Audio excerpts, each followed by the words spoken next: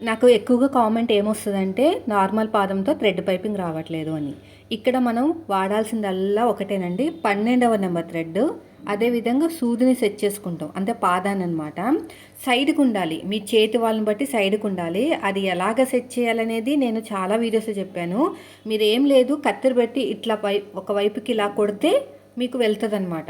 అప్పుడు మీకు ఇంకో వైపు అనేది థ్రెడ్ పెట్టడానికి గ్యాప్ ఉంటుంది. ఏది పడితే అది ఆ గ్యాప్‌లో పడదండి. 12వ నెంబర్ థ్రెడ్ మాత్రమే ఆ పాదానికి మధ్యలో ఉన్న గ్యాప్‌లోనే పడుతుందనమాట.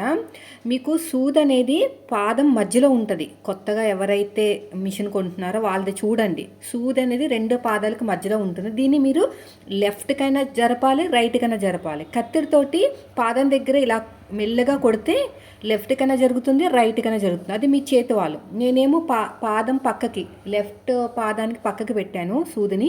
రైట్ సైడ్ వైపుకైతే నేను దారం పెట్టుకునేటట్టు చేశాను. ఈ టిప్ ఫాలో అవ్వండి మీరు కూడా.